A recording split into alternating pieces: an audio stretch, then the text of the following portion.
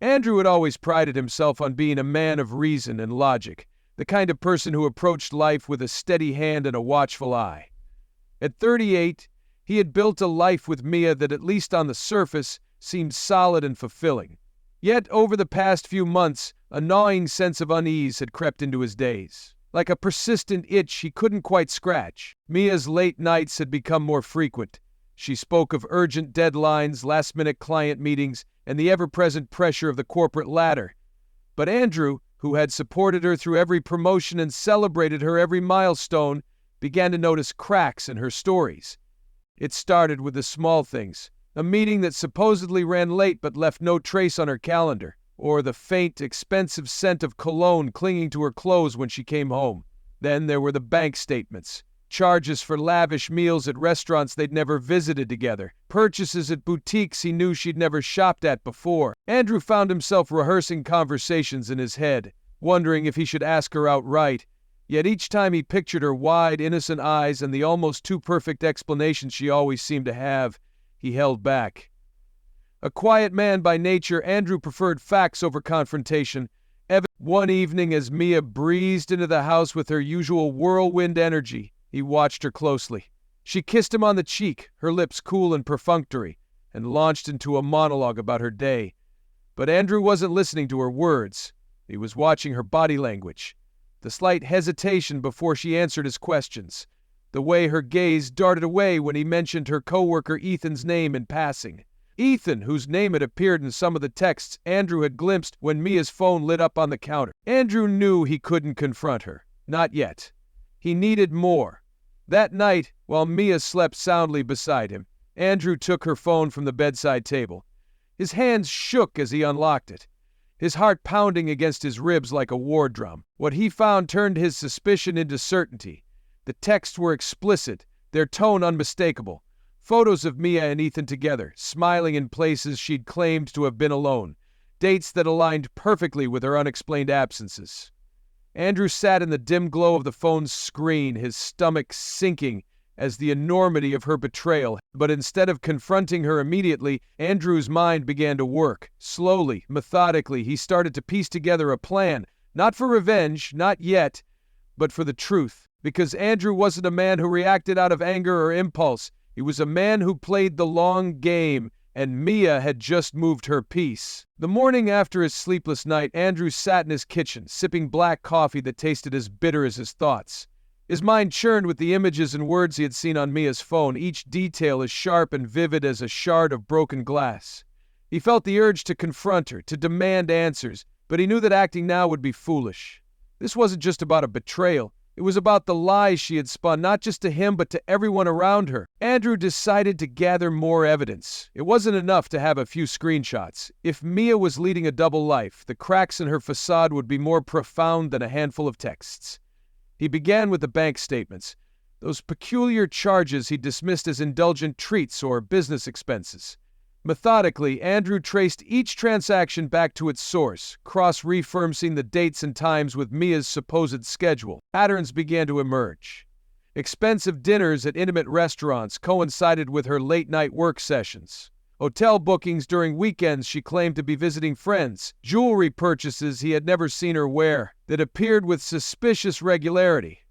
Andrew saved every receipt, every timestamp, building a meticulous timeline that painted an undeniable picture of deception. His search soon turned digital. Andrew, an IT consultant by trade, knew his way around technology. He retrieved her deleted text messages, combed through her cloud backups, and accessed metadata from her photos. One image in particular struck him. A photo of Mia at a beachside resort smiling under the golden light of a sunset. She was wearing a dress he'd never seen before, her hair styled in a way she'd never worn for him. And in the corner of the frame, reflected in her sunglasses, was Ethan. Still, Andrew pressed on. He created a private folder on his computer, a digital dossier where he stored every damning piece of evidence. Over time, his collection grew. Emails exchanged between Mia and Ethan, receipts from boutique hotels in the city, and even the log of rideshare trips she'd taken to places she claimed she'd never been. What unsettled Andrew most wasn't the affair itself. It was the breadth of Mia's lies. She wasn't just deceiving him. She was constructing an entirely different reality for herself. To her family, she was the dedicated wife who worked tirelessly to support her marriage. To her friends, she was the vibrant, successful woman who seemed to have it all. And to her colleagues, she was the consummate professional. But Andrew now saw through the facade, understanding how skillfully Mia had manipulated each aspect of her life to maintain the illusion. As weeks passed, Andrew's observations extended beyond the digital realm. He began to notice things in real life that he had once ignored. The way she rushed to silence her phone when it buzzed. The way her smile flickered when he asked her a seemingly innocuous question. The way she avoided eye contact on the rare evenings they spent together. Finally, Andrew stumbled upon something that made his breath catch. In a folder tucked away in the back of her closet beneath old sweaters and forgotten scarves, he found a stack of handwritten letters.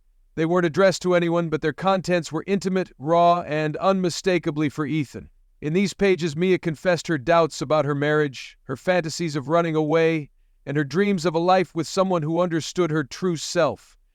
The words on those pages didn't just confirm the affair, they revealed the depth of Mia's emotional detachment from the life they had built together. It was then that Andrew realized this wasn't simply a betrayal, it was a complete erasure of the man he had been in her eyes. Still, he said nothing to Mia. His plan wasn't ready yet, and he needed more time to perfect it. What she didn't know was that every moment she spent lying to him was another step toward her inevitable downfall. Andrew sat in his study late one evening, his desk illuminated by the faint glow of his computer screen. In front of him was a sprawling collection of evidence, screenshots, receipts, photographs, and now the letters he had found hidden in Mia's closet. Each piece felt like a puzzle fitting neatly into place, but Andrew knew this wasn't just about uncovering the truth. It was about deciding what to do with it. For days, he contemplated his next move. The temptation to confront Mia outright was strong, but he resisted. Confrontation meant giving her the chance to lie, deflect, or manipulate her way out of trouble. No, Andrew wanted something more definitive. He wanted to ensure that every person in her life knew the truth, not her carefully constructed version of reality, but the unvarnished facts. He started by organizing the evidence into categories. The financial records went into one folder, meticulously labeled with dates and notes. The text messages and emails went into another, while the photos formed a visual timeline of her affair with Ethan. Andrew didn't just want to expose her, he wanted to make it impossible for anyone to deny her betrayal. Next, he thought about the delivery. Sending a single email to Mia would be cathartic, but it wouldn't achieve his goal. He wanted her lies laid bare for everyone to see, her family, her friends, and even her colleagues. He knew the risks. This wasn't just about humiliation. It was about stripping away the protective layers Mia had spent years building around her double life. Andrew created an anonymous email account. The address was innocuous enough to avoid suspicion, but specific enough to make an impact. The subject line took him the longest to craft. He settled on something simple yet devastating: the truth about Mia. Over the following days, Andrew collected email addresses for the people closest to Mia. Her parents, who adored her and thought she could do no wrong. Her siblings, who often spoke of her as a role model. Her best friends, who called her the glue that held their group together. And then, with a certain grim satisfaction, he added her colleagues and even her boss to the list. If Mia wanted to live two lives, Andrew would ensure the fallout reached every corner of both. The email itself was straightforward. He wrote a brief introduction explaining that he was sharing this information not out of malice, but because the truth deserved to be known. Attached were neatly organized files, screenshots of incriminating texts, financial statements, photos of Mia and Ethan at hotels and restaurants, and even excerpts from the letters she had written to her lover. Andrew didn't editorialize. The evidence spoke for itself. As the final step, Andrew set the email to send at a specific time, 8 a.m. on a Monday morning when the work week began and people were most likely to check their inboxes. He stared at the schedule button for a long moment, his finger hovering over the mouse. When he clicked it, he felt an unexpected wave of calm wash over him. There was no turning back. The plan was in motion. Monday morning arrived with an almost eerie stillness. Andrew sat in his kitchen, the aroma of freshly brewed coffee swirling in the air, but he hardly noticed it. The email was set to go out in just minutes, and though he had rehearsed every possible outcome, he couldn't predict how the day would unfold. The world was about to see Mia's double life, and Andrew was prepared to let it happen. At precisely 8 a.m., the email was dispatched to every recipient on the carefully curated list. He imagined the first moments of confusion, people glancing at their phones, opening the message, their faces twisting in disbelief as they scrolled through the attached evidence. Andrew had deliberately structured the email so that the damning content appeared immediately, with no room for misinterpretation. He included timelines, conversations, and photographs, all neatly organized to tell a single, irrefutable story. The first signs of the fallout came almost immediately. Mia's phone, which lay abandoned on the kitchen counter, began to buzz incessantly.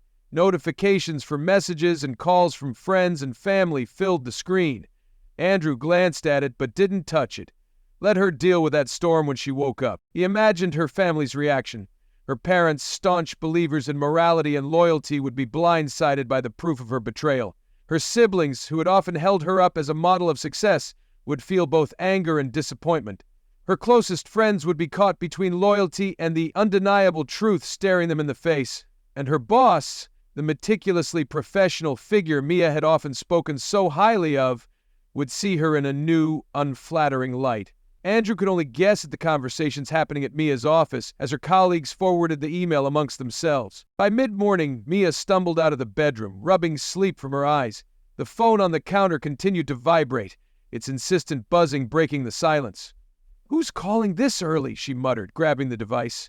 Her face changed as she unlocked the screen, her eyes darting over the flood of messages. "What the hell is this?" she asked aloud, her voice shaking. Andrew said nothing, sitting calmly at the kitchen table as he sipped his coffee. Mia's fingers flew across her phone, opening message after message. She gasped audibly when she saw the email, its contents glaring back at her. "This isn't happening," she whispered, her face pale as the weight of the situation settled in.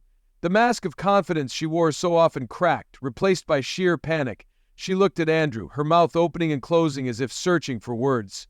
"Did you do this?" Andrew met her gaze with quiet finality. "You did this," he replied. "I just made sure everyone else saw the truth." Her phone buzzed again. A call this time. It was her mother.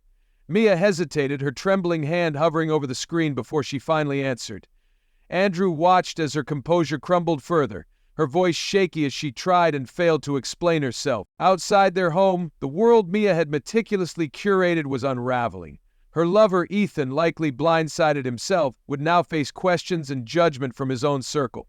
As for Andrew, he felt no vindictive joy, just a steady, unshakable resolve. This was the moment Mia had to face the consequences of her deceit. For Andrew, it was the beginning of his freedom. The hours after the email's release unfolded like a slow-maiming disaster.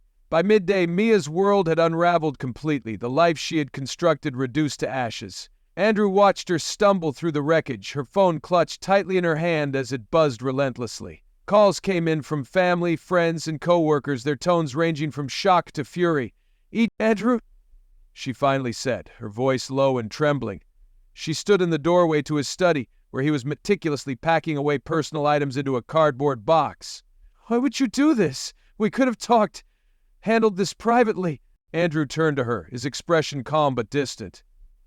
"Privately? Like you handled your affair with Ethan?" His words hung in the air, cutting through her attempt to regain control. "You've been lying to me, to everyone, for months, maybe years. You had your secrets, Mia. Now they're out in the open." Mia's facade cracked further. "I made a mistake," she said, her voice rising in desperation. "I didn't mean for it to go this far. Ethan, he doesn't mean anything compared to you. Please, we can fix this." Andrew stood and crossed the room, placing a folder on the desk between them. It contained the divorce papers he had prepared the week before. "There's no fixing this," he said evenly. "Not after what you've done. Not just to me, but to your family, your friends, and even your career. I'm filing for divorce. It's over." Mia's lips quivered as she opened the folder and scanned the papers. "You can't be serious," she whispered. "We have a life together, Andrew. We've built so much. You're just going to throw it all away?" He leaned against the desk, folding his arms. "I didn't throw anything away, Mia. You did. You don't get to play the victim here." By late afternoon, the consequences of Mia's actions were fully apparent. Her mother arrived at their home, visibly distraught, demanding answers. Mia tried to explain, but her mother wasn't having it. "How could you do this, Mia? To Andrew, to us?" she said, her voice breaking. "You lied to all of us." When Mia's father called, his voice carried the same weight of disappointment. "You need to figure out what you're going to do now, Mia," he said bluntly. because it doesn't look like Andrew is going to stick around to clean up your mess. At her workplace, the fallout was swift and merciless. Mia's boss, who had received the email along with everyone else, left her a voicemail that was both professional and icy. "Mia, given the nature of the revelations, we'll need to discuss your position here. Effective immediately, you're on unpaid leave, pending an internal review." Ethan, too, was dealing with the storm. Andrew didn't need to hear the details to imagine the chaos in his life. Co-workers gossiping, friends cutting ties, and his own personal relationships fracturing. Mia's phone call to him late in the afternoon confirmed as much. Andrew overheard fragments of the conversation, Ethan blaming Mia, Mia accusing Ethan of leading her astray. Their affair, once their secret escape, had become a public nightmare. By evening, Mia sat alone in the living room, her phone dark and silent after hours of frantic activity. Andrew had packed a bag and moved to a hotel temporarily, unwilling to spend another night in the same house. Before leaving, he made one final statement. "I'll contact you through my lawyer. Do not call me. Do not text me. If you need to reach me, do it through legal channels." Mia didn't respond. She simply stared at him, hollow-eyed and defeated, as he walked out the door. In the weeks that followed, Andrew began the process of rebuilding his life. He blocked Mia on all social media platforms and severed ties with anyone who tried to defend her actions. For the first time in years, he felt a sense of clarity. His mornings were no longer filled with doubt or second-guessing. His nights no longer haunted by the shadow of Mia's betrayal. Meanwhile, Mia's life continued to crumble. Her job remained in jeopardy, her friendships strained or broken. Even her family, once her staunch supporters, kept their distance. Ethan, predictably, disappeared when the pressure became too much, leaving Mia alone to face the consequences of their affair. One day, weeks after the initial reveal, Andrew sat on a park bench, watching the sun dip below the horizon. The air was crisp, the world quiet, and for the first time in what felt like an eternity, he allowed himself to smile. The past was behind him, the pain a memory he no longer carried. He was free,